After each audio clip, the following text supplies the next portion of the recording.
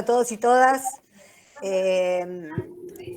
Bueno, tal como decía Tri, la idea era ser presente para el Proyecto Nacional y Popular, pero sobrevinieron los cambios, el rediseño del gobierno, ¿no? Porque no es solamente el rediseño de gabinete. Hay un sonido de fondo que debe ser del bar, ¿no? Ahí está. Genial. Y bueno, estamos todos tratando de decodificar qué es lo que pasa, cuál es la escena que estamos viviendo, ¿no?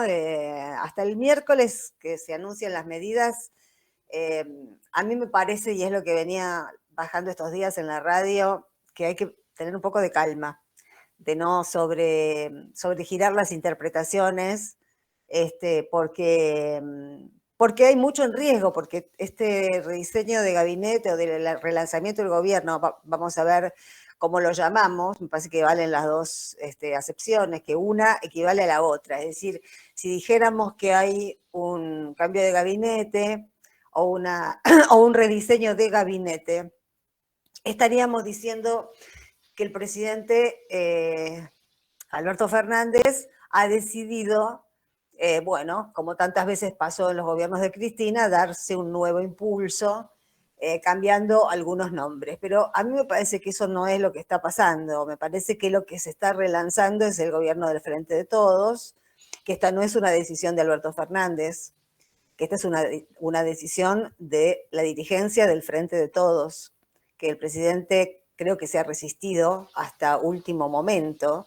Esto es un cambio que se viene pidiendo hace bastante tiempo, que se viene acercando, han venido acercándole a Alberto Fernández por parte de Massa especialmente, pero coordinado con Cristina, un relanzamiento por dos cosas, básicamente. Por un lado, porque todos sabemos que las cosas van de mal en peor, por momentos parecía, vamos a ver qué pasa ahora, parecía que, bueno, íbamos barranca abajo y esto terminaba en un mandato sin llegar a término, lo cual equivale o equivaldría a quedarnos a expensas de lo que ya vamos a analizar un poquito más, que es la oposición y que para mí es directamente el fascismo. Lo que representa hoy la oposición. O sea, estamos en un país con una oposición a la que se trata como oposición, como si fuera una oposición institucional, democrática, con la que valen las reglas de juego, pero esa oposición tiene brazos golpistas por todas partes, desde la Corte Suprema hasta los medios concentrados, los agroexportadores, el sector financiero, todo eso responde al macrismo también, con lo cual aprietan por todos esos lados y después tienen una faceta institucional que es la que está sentada tanto en diputados como en el Senado. Y me parece que se llegó a esta instancia por una anomalía que venimos soportando desde el 2019, que por un lado tapó la pandemia, porque esa fue la parte, digamos, más exitosa hasta ahora de este gobierno. En ese drama hubo una articulación que fue cuando el presidente llegó a tener un 80% de aceptación. Eso quedó muy lejos, quedó muy atrás, porque apenas terminada la pandemia, o estamos en pandemia todavía, pero apenas se suavizó, apenas se llegaron las vacunas, apenas fue amainando ese temor, bueno, sobrevinieron un montón de cosas que no entendíamos, no terminábamos de entender. Cuando el primer quiebre fue hace ya mucho tiempo, cuando se desató la interna en el Frente de Todos. No pasó mucho tiempo desde la asunción y desde la crisis inmediata de la primera ola de la pandemia, cuando la escuchábamos a Cristina en uno de los actos, cuando todavía había vínculos, cuando todavía se hablaban, decir que había que alinear salarios a inflación y quejarse de que la idea del crecimiento por sí sola no alcanzaba, porque ya habíamos tenido épocas donde había habido crecimiento y se le habían llevado 5 vivos, ¿no? Todos recordamos más o menos ese acto. En realidad es la misma posición que se siguió teniendo después, hasta la ruptura total, que fue cuando se aprobó el acuerdo con el Fondo Monetario Internacional. Fue ese día, en realidad, primero vinieron las legislativas, se perdieron 4 millones de votos. Los ministros que responden, los funcionarios que responden a Cristina presentaron la renuncia. Eso hubiese sido, por ejemplo, una posibilidad de reestructurar el gabinete de acuerdo a una verdad que era observable, y es que, paradójicamente, a pesar de haber sido Cristina la que le dio el lugar, el primer lugar en la boleta a Alberto Fernández en la candidatura presidencial, este gobierno empezó deskirchnerizando todo. Digamos, hay algunos funcionarios, porque no puede no haberlos, pero todos los que vivimos la realidad cotidiana nos damos cuenta de que hay una profunda vocación deskirchnerizadora en este gobierno, y que muchas de las cosas que nosotros reclamábamos y reclamamos todavía como ciudadanos, como por ejemplo para temas importantes una cadena nacional, para dar un ejemplo, son sistemáticamente negadas solo porque no se quiere hacer acordar tiempos kirchneristas. Está la frase del presidente: a mí no me van a decir bueno, cuando dijo mal la frase de Spinetta, que todo tiempo por pasado fue mejor, es la frase de Spinetta, la dijo de otra manera: mañana es mejor. Bueno, una lectura de eso es, ahí aparecieron varios opinadores, porque hay líneas de argumentativas que cuando uno más o menos está atento se da cuenta que empiezan a bajar desde la rosada, y después hay una fila de funcionarios que repiten la misma narrativa. Las narrativas que antecedieron esta crisis fueron, cuando empezaron las primeras críticas, que el que critique funcionara a la derecha.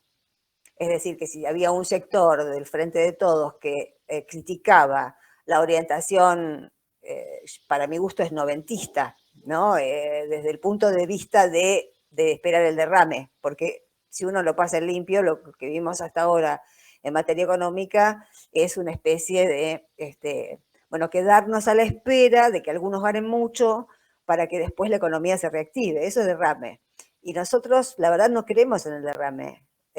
Ya desde ese punto de vista, no era el modelo de país que nosotros votamos en el 19. Yo creo que todo el mundo que fue a votar en el 19, viniendo de la pesadilla macrista, tenía la expectativa de un cambio de rumbo económico después de la sangría que produjo Macri, y digamos, tanto en el primer peronismo, porque si uno habla de peronismo también, bueno, eso es otro capítulo, ¿no? Porque uno puede decir peronismo y algunos evocarán a Menem, pero por eso a mí me parece que en las únicas oportunidades reales, concretas, en las que el modelo de país del primer peronismo se trató de replicar, en la actualidad, por supuesto con matices y con diferencias, pero en esencia, fue durante los 3 gobiernos kirchneristas, y en ese modelo de crecimiento, y que lo sostuvieron casi todos los funcionarios de economía de los 3 gobiernos kirchneristas,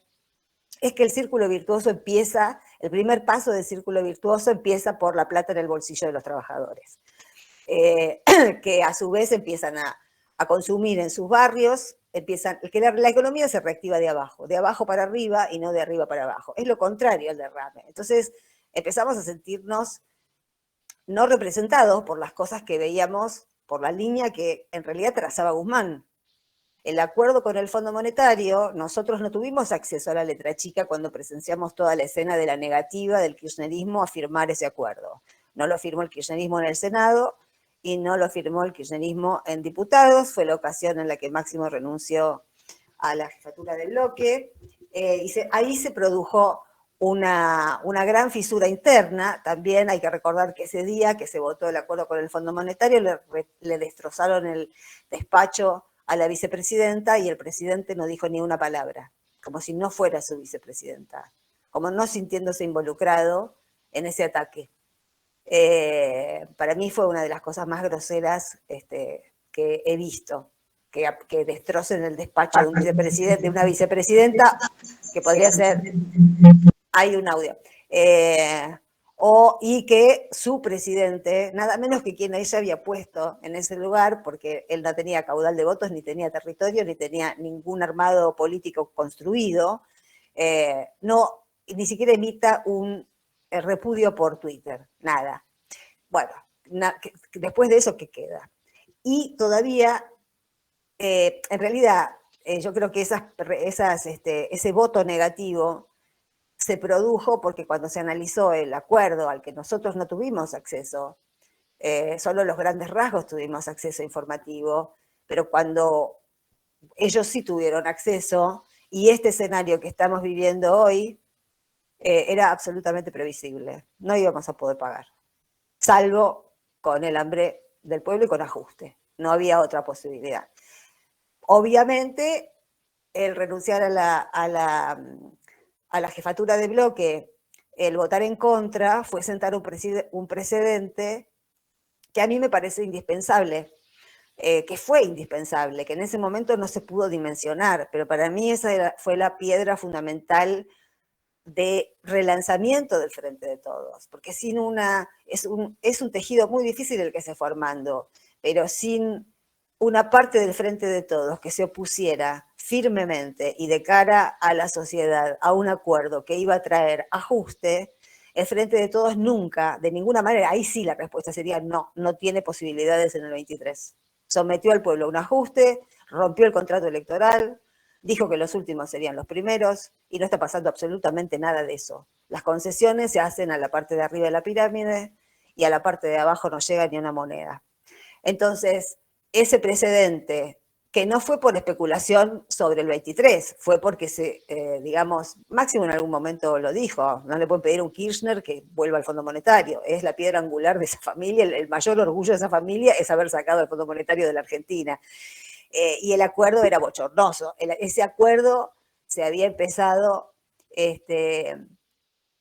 queriendo sacarle algún beneficio al modo vil en el que ese crédito fue otorgado. Es decir, había cartas para jugar. Otros jugadores, uno se acuerda de Axel peleando con los buitres en su momento y discutiéndole a Griesa. Bueno, ese talante, ese carácter de discutir, el fondo estaba offside, había violado su propio reglamento interno, era un crédito político, se lo prestaron a Macri para que ganara las elecciones, Macri se lo patinó. El fondo, cuando le presta a Macri el mayor crédito de su historia, de la historia del Fondo Monetario, lo hace sabiendo que Macri puede ganar y todo va a seguir geopolíticamente, en lo sustancial, en orden. Ahora vemos qué tiene que ver lo geopolítico en esto. Pero si no ganaba Macri, igual ya el caballo de Troya estaba acá adentro. O sea, estábamos maniatados y la deuda marca un estilo de gobierno. No se puede hacer otra cosa. Con el Fondo Monetario acá adentro no se puede hacer nada. No somos políticamente soberanos. Tenemos que hacer lo que nos diga el fondo, porque si no, no se junta esa plata o no se reactivan los desembolsos. Así que, para peor, el presidente la única carta que jugó fue denunciar a la justicia que el crédito era una estafa. ¿Pero qué justicia? Si ya esta justicia es golpista desde hace muchos años. Si ya sabemos que arma causas, que acá es inocente el que es culpable y es culpable el que es inocente. Con lo cual fue un acto decorativo, como tener durante el primer año una ministra de Justicia que fue un bochorno, que no movió un dedo, que se lo pasó comiendo canapés, Losardo. Bueno, fueron muchas decepciones, pero yo como para seguir el hilo de cómo fue que llegamos hasta estos movimientos que nos desconcertaron, ¿no? Después vino la época de, bueno, la carta de Cristina, la primera carta de Cristina también se conoció en un momento límite, que fue cuando el vocero del presidente mandaba información a Infobae o a La Nación Más para que la novia del vocero hablara mal de Cristina. Digamos, es inconcebible que desde la presidencia se pasaran offs los medios de comunicación concentrados son enemigos, no hay posibilidad de tenerlos de amigos. Y estábamos viendo una obscenidad en términos de alineamientos, ¿no? Se estaban usando los grandes medios para deslegitimar a la vicepresidenta. Esa fue, que ahí fue que echó al vocero, pero el vocero sigue trabajando, por lo menos hasta la semana pasada seguía trabajando en presidencia, en la órbita de comunicación. Así que ahí empezó, todo esto era visible, obviamente íbamos juntando datos, íbamos viendo actitudes, íbamos leyendo el silencio, de repente el silencio se rompía, aparecía Cristina con un enojo que era evidente, y era poco para lo que estaba pasando. Realmente era inimaginable, era insostenible lo que estaba pasando, y es que no le atendían el teléfono. 19 veces había llamado y no le atendían el teléfono. Fue excluida del Poder Ejecutivo. Por eso aparece Massa intermediando hace más de un año. Y empezó también a construir, creo, esta estrategia para salvar al gobierno, porque, digamos, da la sensación de que Alberto Fernández hay que salvarlo de sí mismo por momentos, ¿no? Porque es una sucesión de decisiones o de no decisiones que fueron agravando toda la situación. Vinieron unos meses de defensa acérrima, de críticas por un lado desde otros sectores del Frente de Todos, y críticas y una defensa acérrima de los colaboradores que él había elegido como más cercanos. Y bueno, lo que estamos viendo es que esos 3 colaboradores tan cercanos le han hecho mucho daño al país en la forma en que se fueron. Ningún ministro kirchnerista causó tanto daño cuando fue desplazado, como Culfas con la operación del gasoducto Néstor Kirchner y sugiriendo que había corrupción estatal, como Guzmán, que es el que provocó esta corrida cambiaria con su renuncia inesperada y sin haberlo hablado antes, sin haberle confirmado al presidente que se iba. Bueno, y como Vélez, que también se fue con una carta encomendando que Dios nos guarde a todos. Pero después de pisar durante meses las inversiones chinas en la Argentina, porque al Comando Sur de Estados Unidos le molesta que China invierta en Sudamérica. Así que mi lectura de lo que pasó la semana pasada fue que esto fue un movimiento que comenzó el mismo día que se fue Guzmán. En ese momento ya Massa creo que le había planteado esta reforma como, bueno, una cosa de última instancia para salvar el gobierno, porque la corrida empezaba en esos días y siguió escalando hasta ese supuesto de Massa, lo cual también da una idea de que era un movimiento artificial y golpista. Alguien estaba haciendo subir el dólar enloquecidamente y podía seguir haciéndolo subir hasta que todo estallara, y cuando tiene alguna esperanza en que, yo no sé si va a seguir bajando, si es que se persiste, y espero que se persista en no devaluar. Cuando eso se blanquee, creo que va a volver a haber problemas. Por ahora, Massa es rubio y de ojos celestes. Veremos lo que pasa. Pero más allá de que sea de derecha, creo que es un peronismo más de derecha, que digamos, todos sabemos las anécdotas de la embajada, las cosas que ha dicho sobre Cristina, pero no es mucho peor el archivo de Massa que el de Alberto Fernández. La verdad que han dicho barbaridad de los dos de Cristina. De Cristina cualquiera se siente con derecho a decir cualquier barbaridad. La verdad que yo no puedo creer cómo aguanta semejante destrato y semejante presión año tras año de opositores, de gente con la que ella construye, etc. Y bueno, finalmente se llega a este momento en el que hace falta autoridad. Hace falta autoridad, por eso lo del superministro me parece, porque por un lado Alberto Fernández estaba gobernando con un equipo completamente descoordinado, donde ninguna política de agricultura no se coordinaba con una política productiva. Culfas había llegado a importar cartón, hubo una crisis con los cartoneros muy grande hace 2 o 3 meses, porque los lugares donde ellos vendían los cartones les decían que ya tenían suficiente stock porque había llegado cartón de afuera, importado. O sea, eso es una descoordinación con otras políticas de Estado, con desarrollo social, por ejemplo. Y sobre todo porque ya los medios lo estaban tomando para el churrete, era, digamos, una cuestión más de meme que institucional, lo que emanaba de la Casa Rosada, y es necesario tener autoridad. Bueno, también en eso intervinieron las marchas y contramarchas con Vicentín, voy a expropiar, no es propio, le declaró la guerra a la inflación el viernes, para todos bancamos aumento de precios porque tenían miedo de una guerra que nunca empezó. Bueno, el Paraná, que no sabemos qué no pasa, que no se deciden a derogar ese decreto, porque ese es un lugar de mucha recaudación de divisas que se están yendo, de contrabando.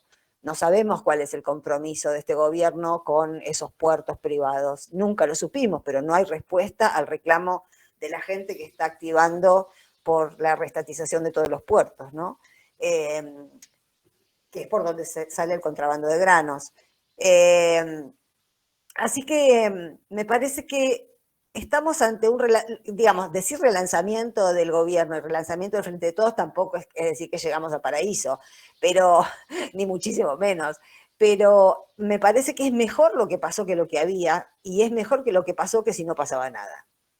Porque entabla otra dinámica, rompe un frente golpista, porque en realidad ahora hay una disputa por masa, ¿no? La lectura más simple es que es el caballo de Troya de la embajada, que esto lo pidió el Fondo Monetario, que la va a traicionar a Cristina, etcétera, etcétera. La lectura un poco más estratégica es que Massa es ambicioso y es vivo. Viene trabajando coordinadamente con Cristina hace más de un año en proyectos de ley que se presentan alternativamente en Senado y Diputados y se completan después según quien los mande, pero eso es una coordinación que existe.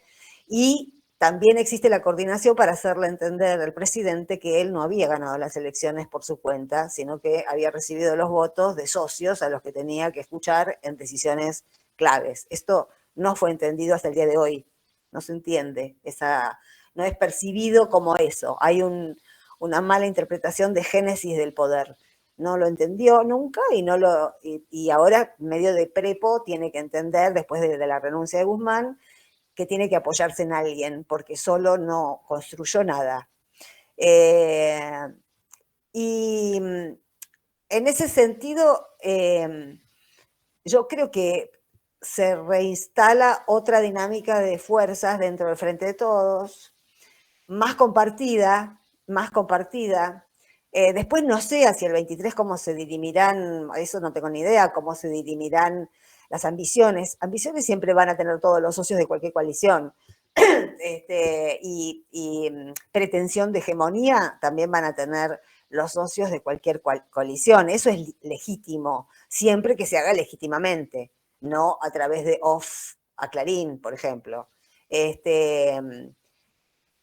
También hay que reconocer la Massa, que es ambicioso, pero pone el cuerpo, porque recibir esta papa caliente en este momento, puede salir muy airoso y ganarse las... ¿Sabemos cuál fue el acuerdo? No sé. No, bueno, ella lo ha dicho, cuál fue el acuerdo. El acuerdo fue demasiado... fue un error de Cristina. Yo creo que, no sé por qué confió en que se iba a respetar algo que era natural, y es que era una coalición donde después las decisiones grandes, las políticas de Estado tenían que ser discutidas entre socios. Ella dijo que le cedió el lugar y no condicionó en absolutamente nada. Era obvio que iba a haber algún ministerio, algunas algunos lugares para cada uno, bueno, que hay gente del Frente Renovador, gente del kirchnerismo, gente del Grupo Callao, qué sé yo, está repartido, pero no hubo interlocución, no, digamos, esta idea de que la paguen las que la fugaron, Cristina lo había presentado 6 meses antes a Guzmán, todavía creyendo en que había cierta interlocución respetuosa con lo que se iba a hacer en políticas de Estado, como el acuerdo con el Fondo Monetario. Guzmán no lo sacó del cajón y no hubo una sola respuesta ni un solo comentario al proyecto de armar un fondo con la guita que se habían fugado. Bueno, es una sucesión de faltas de respeto, de ninguneo, de una concepción rara de cómo se llegó ahí, desconocer, ¿no? La verdad que se llegó con otros y otras, y no por mérito y por peso político propio, esto ha sido ignorado. Bueno, y se llega a esta instancia en la que se pueden hacer varias lecturas. Una que me parece que es edificante, para empezar con alguna buena, es que el fracaso de la estrategia de Alberto Fernández también es el fracaso de alguien, de un miembro de la coalición que se corta solo, ¿no? Esto yo creo que es una lección que Massa también, de la que Massa también está al tanto.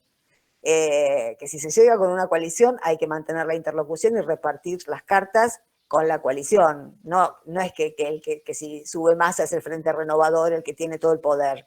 Es la coalición, pero eso tiene que tener la conformidad de los representantes de la coalición. También implica, me parece, por sus características políticas, que no tenemos que esperar nada que nos deslumbre ni enamore. Estamos en una etapa donde estamos salvando el pellejo y tratando de que no den un golpe de Estado. El clima de golpe es muy fuerte. Venía muy fuerte esa semana.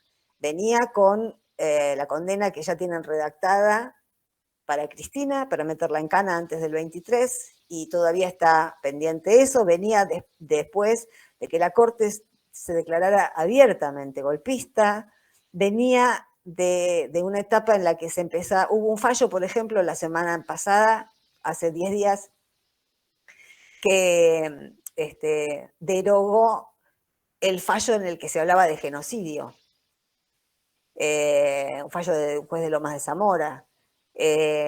Nos están diciendo de muchas maneras, la derecha, que se volvió ultraderecha, que bueno, van a hacer lo que tengan que hacer, no solo que lo van a hacer más rápido, sino que si, bueno, nos van a mandar en un cohete a la luna a un montón, que fue otra de las frases de Macri.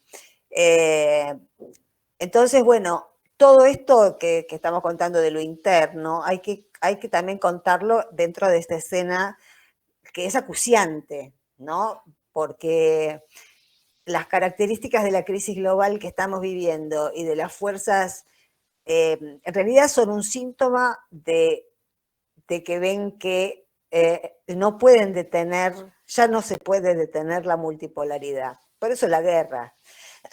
Ahora si quieren hablamos un poquito de eso, pero no pueden detener la multipolaridad Estados Unidos.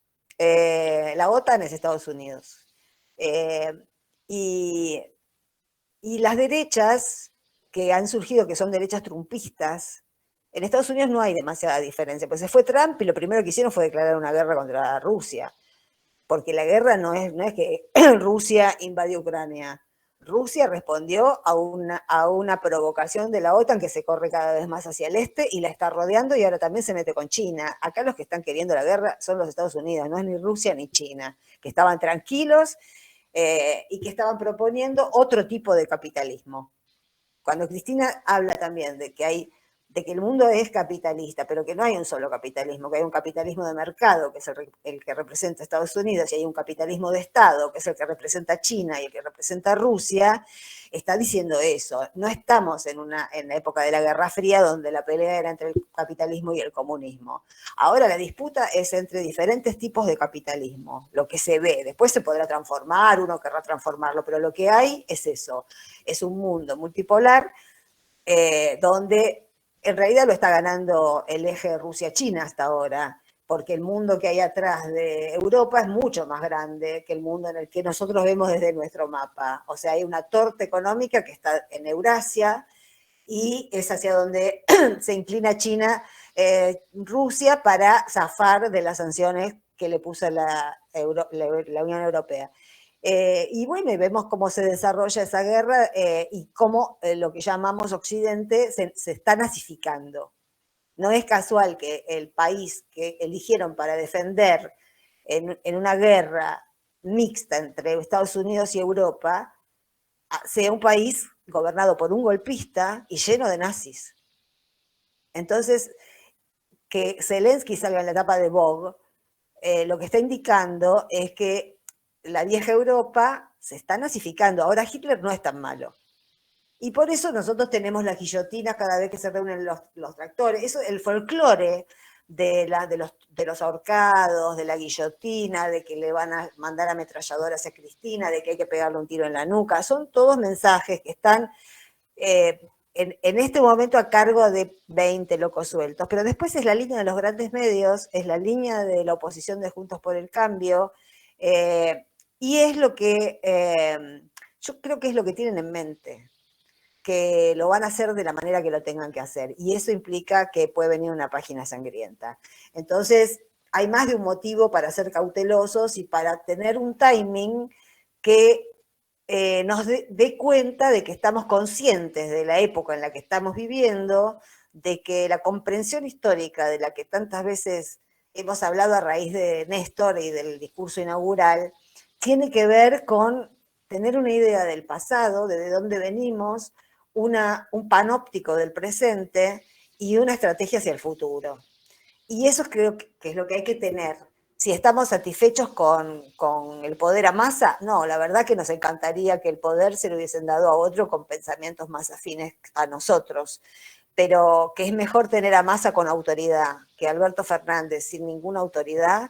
A mí me parece que sí, que es mejor tener a Massa con autoridad, por lo menos para llegar al 23. Porque ahora nos dirimimos en si hay presente para el Frente de Todos o para un gobierno nacional y popular en el 23. Nos dirimimos en si llegamos al 23 o no. Porque esto podía terminar, y puede, pero bueno, esto le dio bastante oxígeno. Hasta el otro día no sabíamos cuánto tiempo más iba a durar este gobierno, porque ya estaban pidiendo, bueno, ya le pidieron juicio político, piden por televisión que se vaya antes, y lo que dicen ellos se vuelve acuciante, porque uno dicen y le da entidad, porque podrían decir cualquier cosa. Bueno, lamentablemente, aunque sea cualquier cosa, la narrativa que instala el fascismo en este momento está amplificada por los grandes medios y por todo un circuito de generación de sentido que no podemos impedir desde nuestros propios instrumentos, que son muy pocos. Y en eso también falló el gobierno de Alberto Fernández, en la comunicación. De entrada nos dimos cuenta que había también una necesidad de deskirchnerizar la comunicación. Yo desde 678 no volví a tener un trabajo formal. No lo pude tener, porque soy como una especie no sé, fanática acá. Entonces, después yo tuve un contacto con el presidente que me cedió un espacio de 1 hora y media los sábados en Nacional, pero fue por voluntad de él. Y bueno, es una vez por semana, un sábado al mediodía, tampoco puedo vivir de eso, no es que se ganan fortunas, con lo cual no vivo de otra cosa, de consultoría, pero no de mis laburos periodísticos. Y eso a mí también me dice algo. Lo que está mal para Clarín también está mal para estuvo mal, por lo menos ahora vamos a ver qué pasa en este gobierno. Y que la comunicación, por ejemplo, en los medios públicos, es como si quisieran hacer una CNN, digamos, no tiene ninguna fuerza movilizadora la comunicación en este momento. Estamos huérfanos, no hay cadenas nacionales, no hay programas que se identifiquen políticamente con el gobierno. Es como una especie de nube de pedos en la que está enfocado el gobierno. Y bueno, también, por ejemplo, yo me había anotado acá un ejemplo muy claro saliendo de la comunicación, de los momentos en los que, este ejemplo me lo acordaba porque yo le tengo mucha simpatía a la ministra de Salud, pero ese día entré al muro de ella y le dije de todo, porque se recuperó el programa Cunitas, el que creó Tiago Ares, ese chico de la Cámpora que murió a los 25 años, que en una época fue mi cuñadito, por eso yo le tengo tanto cariño y todo ese tema lo seguí muy de cerca. Y cuando vi que se recuperaban las cunitas me puso muy contenta y después vi que se llamaban de otro modo. ¿Y por qué se llamaban de otro modo? ¿Por qué no restituirle al pueblo algo que el pueblo había valorado y del que el macrismo y de lo que el macrismo le había sacado? Porque no querían kirchnerizarse, no querían que se recordara el kirchnerismo. Esto es imperdonable, la verdad. Por la génesis de origen de este gobierno es imperdonable. Porque eso sí es una cosa deleznable, ¿no? Es de una ingratitud y de una viscosidad que no, yo no la puedo entender. Así que, bueno, yo creo, para ir cerrando, las posibilidades bueno, estos días también que fueron muy quemantes, a nosotros la responsabilidad, yo editorializo 8 o 10 minutos por día en la 530 y la verdad que estos días lo padecí porque era muy difícil interpretar estos hechos sin sumarse a las especulaciones que leemos todos, ¿no? Y tampoco uno va a generar una narrativa de la nada para sonar, para llenar espacio. Yo creo que el miércoles vamos a tener idea. Yo supongo que habrá medidas que alegren a la punta de la pirámide y también que habrá medidas para la base de la pirámide. Creo que tiene que ser así y me parece que va a ser así.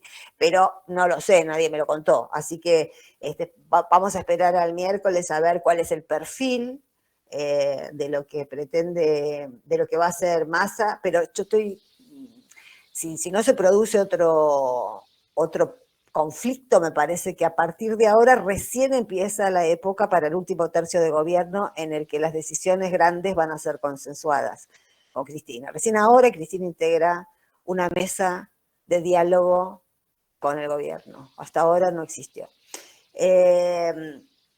Y por otro lado, lo que les decía de la dificultad de comunicar cuando uno no sabe qué comunicar, son solamente interpretaciones, porque hay cosas que es lógico que el gobierno o que los principales actores del gobierno mantengan en reserva. Cristina ha tenido siempre éxito con las sorpresas. Es todo lo contrario a el viernes empieza la guerra contra la inflación. Es como la concepción opuesta a estar avisando lo que va a hacer y después no hacerlo. Cristina se caracterizó siempre por lo contrario, por no decir nada y asestar con algo que es como con la candidatura de Alberto. Y dar una sorpresa. Obviamente hay cosas que no se pueden decir, pero lo que no hubo y no hay hasta ahora, esperemos que cambie, es una comunicación que sí debe ser eficiente. Y yo lo que noto hasta ahora en la comunicación gubernamental es que está pensada para satisfacer a los medios, no al pueblo. ¿No? Lo que hace Gabriela Cerruti o lo que venía haciendo es conferencias de prensa o comunicados con los medios de comunicación, como si la comunicación gubernamental tuviera como intermediarios a los medios de comunicación. Y la verdad que es un esquema absolutamente pueril y atrasado, porque ya sabemos que los medios de comunicación no son intermediarios, son sujetos políticos y editoriales. Entonces, lo que ha faltado y sigue faltando es una comunicación directa de la dirigencia con las bases, con el pueblo. Les tienen que explicar, nos tienen que explicar qué es lo que están haciendo, para dónde vamos. Si quieren ser defendidos, tienen que explicar qué es lo que hacen. Y lo que decidan nos tiene que convenir, porque es una cuestión de intereses. Es puja distributiva y es lucha de clase.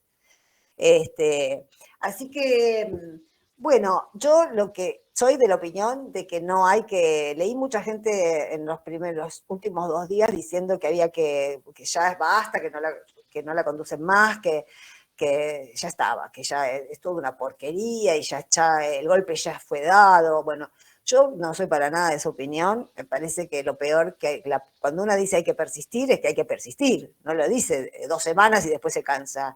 Cuando hay que persistir, hay que persistir.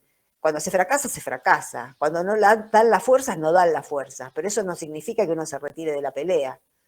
Eso es para mí es la militancia. es caerse y levantarse, lo dijimos tantas veces, parecía lindo pronunciado por García Linera. Cuando a nosotros nos toca caernos, porque no se cae solamente en manos del enemigo, a veces también se cae en manos de deslealtades y de traiciones, y eso Cristina lo sabe perfectamente porque gobernó casi todo su segundo mandato sin apoyo de su propio bloque en diputados. Allá estaban articulando con Macri.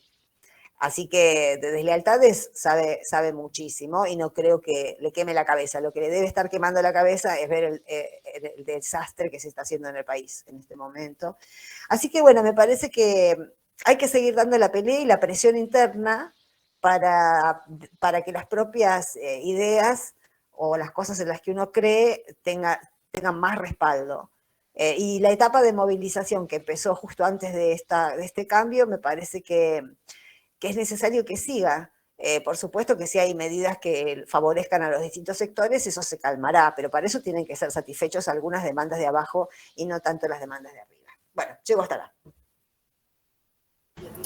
Bueno, muchas gracias, Sandra. Ahora los invito, compañeros, a si alguno tiene alguna pregunta para hacer a Sandra, puede hacerlo, abre el micrófono, siempre y cuando que no sean discursos ni nos bajemos línea entre nosotros. Es preguntar sobre lo que ha charlado Sandra o alguna opinión mínima o una repregunta. Yo empiezo por una, Sandra, aprovecho. Cuando hablas de Cristina y de lo que le puede suceder a Cristina, vos del lugar que estás, del nivel de información que manejas o de la lectura que haces, ¿vos crees es posible que Cristina vaya presa realmente? Y si hubiera eso, ¿se lo puede impedir? ¿Hay un proceso, como le pasó a Dilma, en marcha para llegar con Cristina tras la reja? ¿Es real? ¿Es posible que la tengamos presa? Sí, es posible. Es posible en una causa que es la que menos, de todas las que se fueron cayendo, es la más dibujada de todas, que es la de vialidad, donde Cristina no está mencionada ni una sola vez por ningún testigo. Pero es que la justicia federal en este país no necesita, si nos hemos estado en vilo, todavía están diciendo que lo mató Nisman. ¿Cuántas veces resucitaron a Nisman? Es obvio que se suicidó. Es obvio que los cuadernos de Manzano nunca existieron.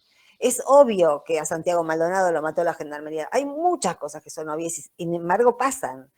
Y es la carta, es la condena, que es la carta que tienen bajo la manga para que no compita en el 23. Por eso es tan urgente, hacerle juicio político a estos cuatro, si no aceptan la Corte Suprema. Porque disciplinas a la Corte Suprema y los demás se calman, pero acá no se disciplinó a nadie. Todo está como era entonces, no parece que hubiese pasado 3 años. La degradación del Poder Judicial, Estados Unidos ya no forma fuerzas de seguridad, forma jueces. Y los jueces son los que van a estudiar a Estados Unidos cómo derrocar gobiernos constitucionales latinoamericanos. Así que sí, estamos en plena fase de golpe blando y es necesario ser conscientes de eso. Ese es otro reproche al gobierno que no lo dijo claramente. Empezó el golpe judicial desde el momento en el que Rosati copó el Consejo de la Magistratura. Bien, ¿algún compañero o compañera que quiera hacer una pregunta? Adriana, dale, Adri, abrí tu micrófono y hacelo. Hola Sandra, hola a todos y a todas. Hola. Los ciudadanos de a pie, las bases, la gente, el pueblo, como le querramos, pueden significar distintas cosas de todas maneras. ¿Qué participación podemos tener en las definiciones, aparte de salir a marchar, como salimos a marchar cada vez? Pero hay un nivel hablo desde Córdoba, está claro, sí. de falta de estructura y desde hace décadas, no es de este gobierno, que le ha ido quitando poder de presión a los sectores populares, me parece a mí, más allá de la agenda piquetera y todo lo demás. Porque parece que estamos mirándolo por la televisión y eso también desespera. Digamos, mirándolo por la televisión también es una manera de decir, digamos, observadores de todo esto y no podemos incidir en en el curso de los acontecimientos por venir, vos decís, ¿cómo lo ves vos? Esa es la pregunta. No, para mí es indispensable que se reflote ese clima de electorado silvestre, ¿no? Que por ahí no son militantes de una orga, pero fue como fue, el antecedente fue Resistiendo con Aguante, por ejemplo, en la transición entre el balotaje de Scioli, y después siguió durante todo un año y pico, 2 años de Macri, y fue una red que contuvo mucha gente en todo el país. Es para que, lo que necesitan los ciudadanos, me parece, es estar en contacto. No estar cada uno en su casa puteando. Es articular, aunque sea de a 10, de a 20, pero nadie tiene que estar encerrado en su casa con el Facebook. La idea es, si es en redes, pero articular en alguna agrupación. Acá están floreciendo casas por todas partes, de casas de la cultura, hay casas de formación kirchnerista. Ayer hice un Zoom para Neuquén en una casa de formación kirchnerista, se llaman CFK. Le encontraron bueno el nombre. Hay varias en la Patagonia. Lo que hay que evitar es quedarse solo. El individualismo, digamos, somos lo opuesto a la idea de estar cada uno en su casa mirando por la televisión a ver qué te cuentan, sino poder tener incluso otra red de acceso a la información colectiva, ¿no? Muchísimas gracias, porque eso agudiza la desesperanza. Totalmente. Y eso nada más. Me parece muy buena idea. Vi lo de los CFK y algo así como un Ateneo, y con esto cierro, del que también hizo mención Cristina, que en tiempos de ella y Néstor en el sur, en tiempos del menemismo, que todo era adverso, generaron un espacio que se llamaba Ateneo, no me acuerdo qué. Juan Domingo Perón. Ponele. Sí, sí. Pero uno que nos incluya a todos y que nos encontremos, porque no encontramos representación, esa es la sensación que yo tengo. Gracias. Ahí Norma Parelo, abrí el micrófono y... Hola, Sandra. Sí, Hola. Hola a todos y todas. Sandra, te quería preguntar esto. ¿Cómo ves vos estos intentos de armado que hace Schiaretti con algunas fuerzas y con algunos gobernadores, como si quisiera plantear otro tipo de peronismo, otro tipo de partido, de salida? ¿Qué lectura haces vos de esto? Bueno, yo la verdad mucho no lo sigo a Schiaretti, pero justamente no lo sigo porque no lo considero peronista. Por eso decía al principio de todo, ¿a qué le llamamos peronismo? Si todo el tiempo está boicoteando las soluciones colectivas del peronismo. La verdad no entra dentro de mi esquema de peronismo. Schiaretti es un schiaretismo en todo caso. Virginia, te toca la palabra. Gracias. El micrófono. Gracias, buenas tardes. Yo tendría tantas preguntas, pero prefiero decir algo, Sandra, que me hiciste recordar a García Linera, y yo tengo acá copiado una síntesis en muy pocas palabras que quiero compartirles. En primer lugar, porque yo soy psicóloga y estoy trabajando con mi esperanza y también con la esperanza de la gente, del pueblo, a los que les pueda llegar. Bueno, es un mini extracto. Dale. Gracias. Lanzar rayos de esperanza movilizadora por los resquicios. Armar la fisura. El algoritmo de la transformación. Mover el límite de lo posible. Estirar el marco de lo posible. Resquebrajar lo posible. Colocar lo imposible como posible. Abrir el campo de lo posible.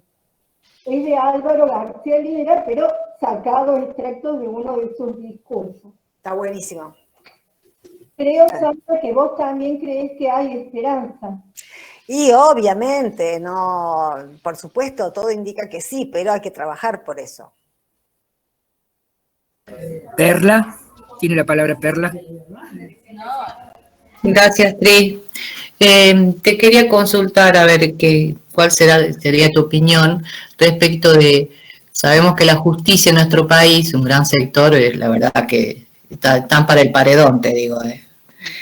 ¿Te parece que esta presentación que hizo los organismos de derechos humanos, AJUS y demás, ante el relator de, no me acuerdo cómo se llama, La Corte Interamericana, ¿no? No, o la ONU, o la ONU. No, de la ONU, el de la ONU, que ya le hizo un llamado de atención a la Argentina en el gobierno de, que no sé si cayó al principio el gobierno de Fernández y también en el gobierno del infame, si te parece que puede llegar a tener algún impacto en esta corte o en este poder judicial, porque yo creo que en ese momento no se había demorado mucho, no sé si en el lapso de 3 meses los tipos hicieron la investigación, y si te parece que esto puede funcionar como algún tipo de, no sé, de freno o de llamado de atención a esta corte tan nefasta.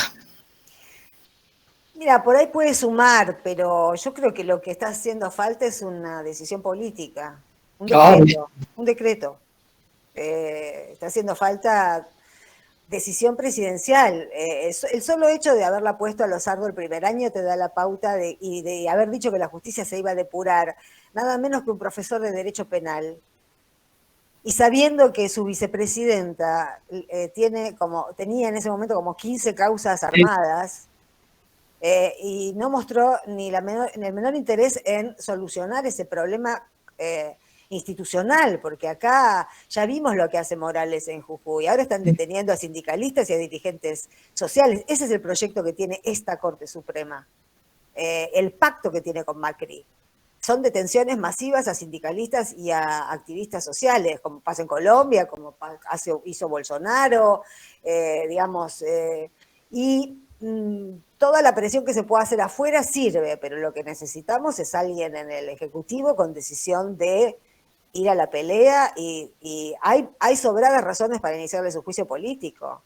Pero, perdón, entonces, ¿el presidente puede hacer un decreto para hacer Sí, puede. O sea que es una cuestión de decisión política, bien. Realmente, sí. Muchísimas gracias.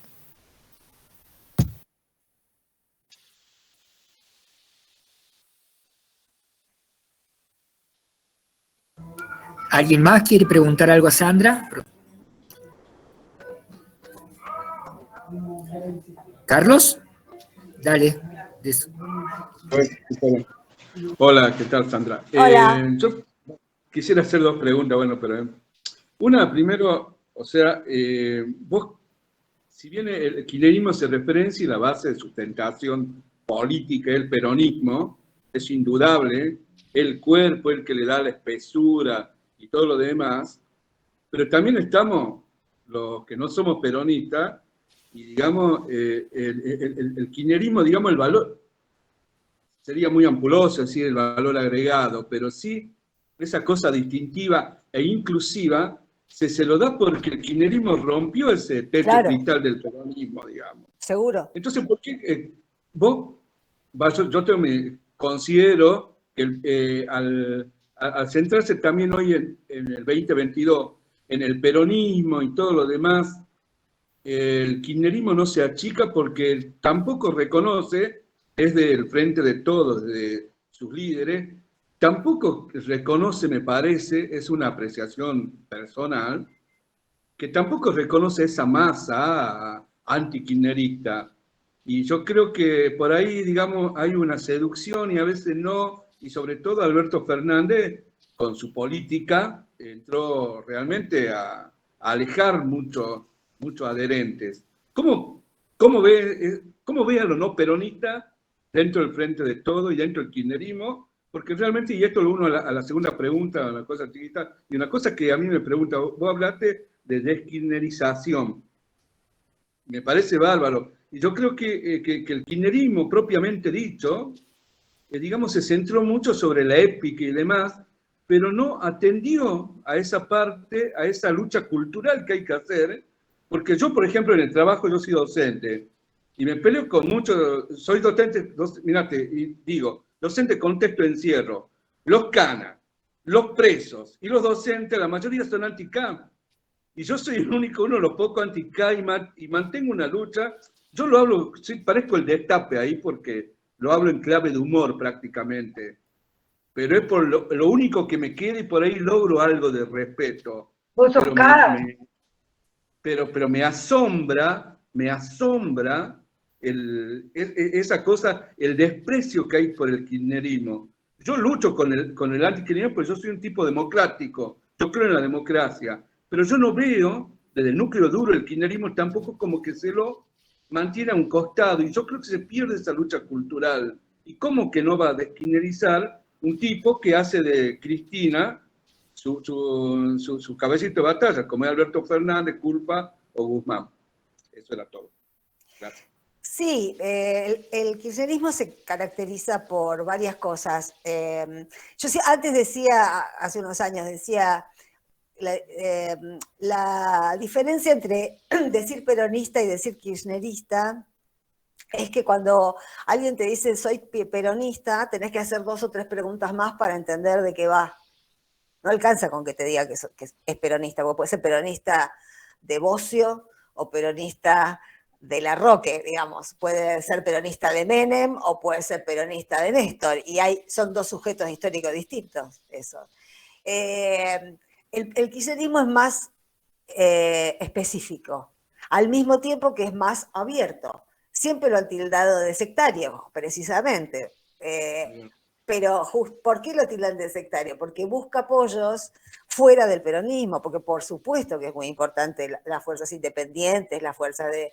Hay Partido Comunista Extraordinario, lo que fue en su momento Nuevo Encuentro, lo que es Nuevo Encuentro. Bueno, hay muchas organizaciones que tienen que ver con la izquierda independiente o que tienen que ver con... que son extra peronistas. Después viene la parte que también hay que entender de esta dialéctica, que es que al kirchnerismo se lo empezó también a querer deslegitimar desde el peronismo, diciendo que eran todos unos progres, que no tenían nada que ver con el peronismo, toda la vertiente Moreno, ¿no? Por ejemplo, no es el único, pero es el que viene con el peronómetro, y descalifica todo el que no venga del hogar peronista. Y también te vienen con la frase de que Néstor fue el que dijo, nos dicen kirchneristas para bajarnos el precio. No, eso que dijo Néstor, desde mi interpretación, no tuvo que ver con que no estaba construyendo una fuerza con características propias dentro del peronismo. Néstor era obviamente peronista y Cristina obviamente peronista, eso no cabe duda. Pero siempre que ellos definieron al kirchnerismo, dijeron es peronismo y algo más. Y dentro de ese algo más estaba la posibilidad de articular con otras fuerzas, para ser esquemática, del centro a la izquierda, para conseguir objetivos que otro sector del peronismo nunca iba a acordar. Y eso es lo que pasó durante esos 12 años, de alguna manera. Con la deskirchnerización, bueno, los medios de comunicación lo dan por muerto hace 15 años al kirchnerismo. Por otro lado, Máximo está organizando todo el peronismo de la provincia de Buenos Aires, que se está volviendo un bastión. Yo creo que está pensada como un bastión, ¿no? Porque la gobernación de Axel va bien y porque el Partido Justicialista de la provincia de Buenos Aires, que es el territorio más grande de la... bueno, están organizando el peronismo de la provincia de Buenos Aires, también en una lógica Néstor-Cristina, que es, a pesar de que pasaron épocas en las que no coincidían con nadie, que ella fue echada del bloque, que nadie les dirigía la palabra, no les vamos a regalar el peronismo. Eso era lo que decían todo el tiempo. Es decir, la intención es quedarse adentro, pero ampliar. Con el otro peronismo lo que te pasa es que no te dejan pasar, ¿no? Si no sos parte de eso, no te dejan pasar. Así que bueno, qué sé yo, yo entiendo el intento de deskirchneración de los medios de comunicación porque quieren diluir la identidad kirchnerista, quieren hacerlo desaparecer. Lo que no entiendo y no me resultó inteligible fue que el gobierno de Alberto Fernández quisiera deskirchnerizar. Es su socio. Gracias a nuestros votos está ahí. Eso es lo que me pareció... Si hubo un hito, es como si le cambiara el nombre a Tecnópolis, porque no le gusta que la hizo Cristina. ¿Por qué te crees que ella cuando fue a Tecnópolis y estaba con Alberto en los 100 años de YPF, dijo, ¿cómo no iba a estar acá con lo que me costó? Y contó la génesis de Tecnópolis. Lo dijo porque todo el tiempo desde que asumió Alberto, lo que pasó durante esos 12 años es sistemáticamente negado. Por eso él dice, mañana es mejor, no quiero estar melancólico por el pasado, dejemos de recordar. Te salían con que basta de épica, estamos en otro momento. Y la épica, ¿por qué basta de épica? La épica se consigue cuando hay decisiones que ameritan la épica. Nosotros cuando se restatizó YPF o cuando se restatizó Aerolíneas, le pusimos épica, porque eran decisiones que a uno le permitía estar orgulloso, salir a la calle, matrimonio igualitario, la AUH, bueno, el CUNITA, el Procrear, el Progresar. Hubo muchas cosas que cada vez que hay una medida redistributiva en contra del capital, es épico en América Latina y hay que festejarlo como tal, porque lo normal es que los ricos se la lleven toda y para abajo no va nada. Entonces cada vez que se le saca algo al capital, eso es épica. Y bueno, vivimos este gobierno que como no tiene épica y no toma ninguna decisión que merezca ser aplaudida por la gente en la calle, te dice que la épica pasó de moda. Luis Aurit, tenés la palabra, Luis.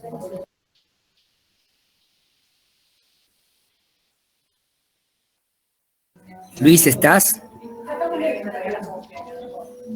Me parece que se fue, Luis. Está con el... ¿Puedo ir yo, Tri? No, bueno, dale, Sabo, cortito, una pregunta porque tenemos... Mientras vengan. Dale. Bien, hola Sandra, un gusto. Hola. La verdad que acertadísimo todo el análisis. Muchísimas gracias. Y mi inquietud va un poco más porque bueno, ahora Massa vendría a ser como bien titulado en página 12, un primer ministro de facto, digamos, que va a ejercer lo que hasta el momento ejercía Alberto. ¿Es Massa más influenciable, menos terco, por así decirlo, para acercar posiciones y políticas que justifiquen, digamos, este gobierno, digamos, los votos mayoritarios, las bases, el territorio, el capital político lo ponemos nosotros, pero sin embargo no pudimos poner una política pública de esas dimensiones con las cuales vos recién decías algo. Entonces me pregunto yo, ¿qué queda del gobierno?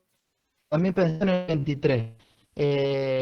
Es Massa, aún con todas las similitudes que tiene consigo la red, es más influenciable para ejercer presión, y cuáles son esos mecanismos que por ahí con Alberto estuvieron muy en pausa o no se hicieron del todo hasta los 2 meses. Por más que siempre hubo algunos disparadores y por más que algunas militancias, siempre estuvimos en las calles presionando para que el rumbo sea otro y no el elegido y no el acuerdo con el FMI. Con un acuerdo del FMI, con una política económica condicionada, con un tipo como Massa que no se diferencia mucho de la red en el modelo económico, podemos ver una lucecita, aunque sea un lugar como para poder cumplir lo que estamos haciendo hace 6 años ya, o va a ser igual de difícil. ¿Qué pensás vos? Bueno, te puedo dar opinión, pero no tengo la bola de cristal, ¿no? Ni lo conozco a Massa Claro, sí, personalmente, ni nada. Para empezar, te digo que ese título de página 12 me parece que es de una mala leche increíble. Porque que un diario como Página 12 ponga que Massa va a ser un primer ministro de facto, con lo que implica de facto en este país, Sí, de facto estuvo fuera. no, me parece que es de una mala leche, y eso es el resultado de medios de comunicación que tienen intereses personales y no están al servicio de la comunicación. Ese es otro problema que tenemos, ¿no? Que creemos que hay algunos medios que juegan con nosotros y en realidad están jugando para los dueños de los medios. Y Massa, no sé si es más influenciable, es menos bobo, me parece, en el sentido de que es muy ambicioso y es vivo. Y en ese sentido yo creo que no la subestima a Cristina, porque subestimar a Cristina es un error político, que es el que cometió Alberto y mira cómo terminó. Entonces yo no creo que sea porque va a cambiar su esencia, ni porque sea más influenciable, ni porque de repente sea más bueno. Es por intereses, ya lo dijo Cristina, acá la gente se mueve por intereses y los países también se mueven por intereses. A él le conviene tener un papel, si logra que nos alejemos de una crisis terrible como la que nos estamos acercando, bueno, será reconocido de una manera extraordinaria. Hay que tener coraje para agarrar esto ahora. Y bueno, y veremos lo que pasa. Pero me parece que la relación entre ellos dos es de él le conviene a ella y ella le conviene a él. Ojalá siga siendo así. Luis, ¿ahora podés? Gracias. Sí, ¿qué tal? Buenas tardes a todos y todas. Buenas tardes, Sandra. Hola. Disculpen, pero justo tuve un corte de luz. Oh. Bueno, es parte de lo que pasa en esta Córdoba esqueletista, ¿no? Es parte de la realidad. No, Sandra, mi pregunta iba dedicada a la comunicación, básicamente. Digo, desde un montón de pequeñas trincheras estamos tratando de articular. Digo, nosotros pertenecemos como Radio Comunitaria de Encuentro al Foro Argentino de Radios Comunitarias, FARCO. Pero por allí se dificulta porque está claro que hay una política del Estado Nacional, por lo menos hasta acá, donde no es reconstruir un entramado de la comunicación, mucho menos reimponer los articulados que se derogaron con el macrismo. ¿Cómo ves en perspectivas, digo, en función de esta, porque yo coincido en que hay una vuelta a la política en la gestión, me parece, con Massa, y eso después se verá en el andar hacia dónde camina. Pero ¿cómo ves la posibilidad de dar la batalla que me parece que es los nuevos ejércitos de ocupación de las conciencias hoy son los medios de comunicación? Ya vos lo decías, ¿no? La construcción de ejércitos. ¿Cómo ves la posibilidad de que haya una vuelta por parte de esta nueva o suerte de relanceamiento a la construcción de una herramienta comunicacional que dispute la construcción de sentido en el escenario que viene? Mira, no sé, no se va a poder, para hacerlo en serio habría que volver a rediseñar una ley de medios, pero no se puede rediseñar una ley de medios si no cambias ante la justicia, porque la ley de medios fracasó por las cautelares. Entonces lo primero que tenemos que hacer es tener un poder judicial decente. Todo está implicado con todo, pero dar el paso de presentar un proyecto, si no antes no cambiaste la Corte Suprema y no sacaste a los jueces macristas no porque sean macristas, sino porque fallan mal, ¿no? No tiene mucho sentido porque eso ya lo hicimos y ya nos dimos cuenta de que la política no alcanza, que el poder ejecutivo no alcanza y que el poder legislativo tampoco cuando el poder judicial está viciado. Lo que puede pasar es que de cara a las elecciones haya una inyección de estímulo para generar, yo creo, digamos, no, en los medios convencionales no hay nada, por eso yo estoy sin trabajo, digamos, porque no hay ninguna perspectiva de que eso se modifique y es un núcleo de poder infinito. Así que eso no se va a modificar. Nuestra tarea sería la articulación de todos los medios alternativos y comunitarios. Eso es lo único que podemos hacer con tan poco tiempo. Héctor, y vamos a unas últimas preguntas porque el compromiso con Sandra es... Espera que me traigo un encendedor. Dale. Héctor, seguís vos luego cuando venga Sandra. Más tardar a las 8, cuando 8 menos 5 terminamos. Si no hay, después... Ahí está. Dale, Héctor. Hola, buenas tardes a todas Hola. y todos. Sandra, bueno, un placer verte, te escucho todas las noches en Jugo de Limón. Qué bueno. Me haces acidez, pero bueno, es un gusto verte. Somos de Córdoba, yo soy de Córdoba, del interior de Vialema-C, de la Sierra de Córdoba, y por lo tanto te quiero hacer una pregunta muy puntual referida a Córdoba. Uh-huh.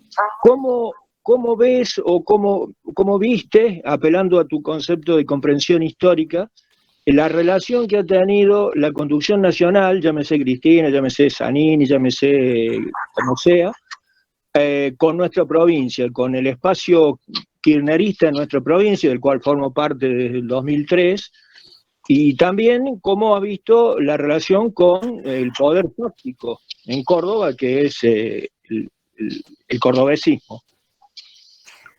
Mira, yo lo tengo un poco vago eso, pero me acuerdo de algunas circunstancias en las que se privilegiaron alianzas con Schiaretti por el tema de los gobernadores, digamos, por la Liga de los Gobernadores, ese fue el criterio, me parece. Después hay un momento, porque acá hay, digamos, me parece que si no, no se puede entender. Hay un proyecto que va en simultáneo a lo que estamos viviendo, que es el proyecto de la Cámpora, por ejemplo, que no va por lugares importantes, va por lugares de tercer rango, porque es un proyecto a mediano plazo, no es un proyecto para ahora. Con lo cual hay cuestiones del presente que por ese tipo de decisiones uno se da cuenta que dan la batalla por perdida. Es decir, eso es en el marco del más absoluto pragmatismo, de ver cuántos porotos se pueden juntar en una eventual votación, porque además, bueno, todos sabemos que hay leyes que no pueden salir porque no dan los números y no hay manera de sacarlos, si no es por un decreto. Encima tenemos un presidente que no es amigo de los decretos. Entonces el único juego que se puede hacer es el legislativo. Pero bueno, esa es una de las cosas tan ingratas que hemos tenido que, no solo en Córdoba, que hemos tenido que, mirá lo de Morales. O sea, Schiaretti al lado de Morales, no me animo a decir qué es, pero peor que Morales no se puede concebir. Bueno, y no tocamos el tema de los presos políticos. Hay, evidentemente ahora Morales salió a decir que Massa es un excelente candidato. Yo creo que algún arreglo para la ampliación de la Corte Suprema puede haber. Siempre hay razones que uno desconoce en esas estrategias políticas y que son del panóptico, ¿viste? Son cosas que a uno le dan mucha rabia, pero que me imagino que se toman con el lápiz muy afilado pensando en cómo juntar alguna mayoría para que salga algún proyecto, me parece, ¿eh? Es lo que te puedo decir, si no voy a estar verseando. ¿Puedo hacer una pequeñísima acotación? Sí. Dale, Héctor. En los 16, 17 años de historia de esa relación, el resultado ha sido el fortalecimiento brutal del cordobesismo. Claro, claro. Por eso quería decir, nosotros estamos en una discusión con Tri, con un montón de gente que tiene que ver con esto, y me parece muy importante que periodistas de tu envergadura lo conozcan para que puedan tener también otra mirada, claro, de lo que pasa. Muchas gracias. Sí, gracias.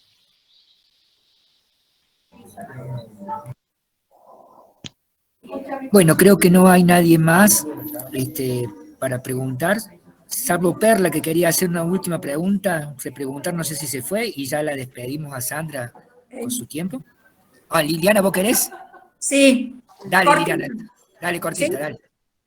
Bueno, buenas tardes a todos los que están participando y, bueno, especialmente a Sandra, que la sigo en Calandrias, que me parece bárbaro ese programa, y le han puesto el nombre justo.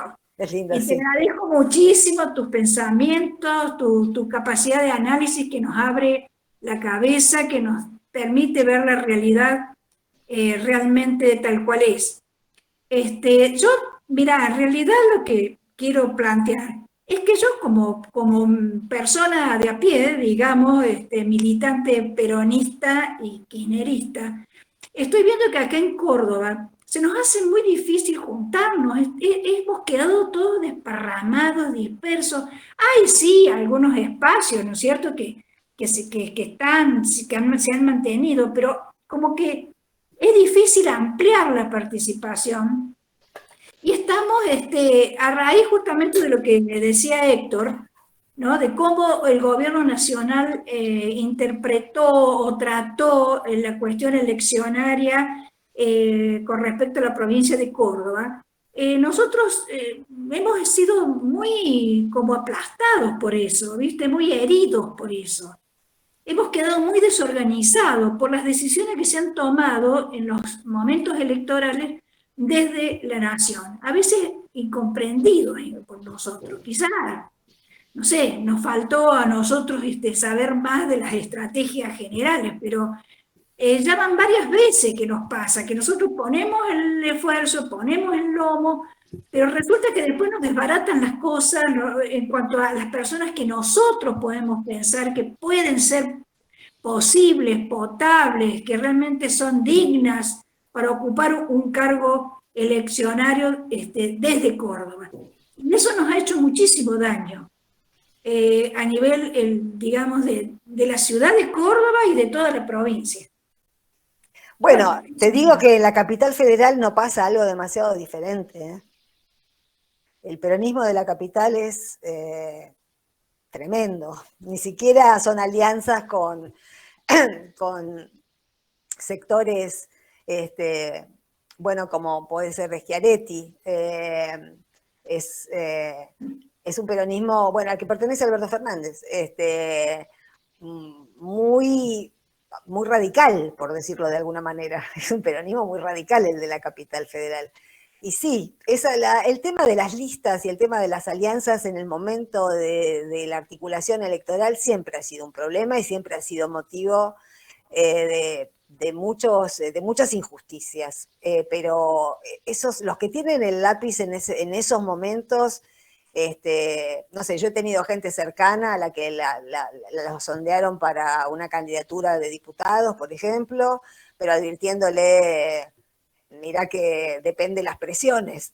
Cuando es una coalición es mucho más peliagudo que cuando es un partido político, uno solo. Así que yo entiendo lo que me decís. En realidad también venimos de un proceso de desmovilización muy grande. Macri desmovilizó y este gobierno también desmovilizó hasta ahora. No, sí. Nunca fuimos convocados, nunca se apoyaron en nosotros, nunca sentimos que fuéramos necesarios, más bien éramos un estorbo. Por eso hay que no caer en la lógica de ellos. La lógica del statu quo, esté en el gobierno o esté fuera del gobierno, siempre es la desmovilización.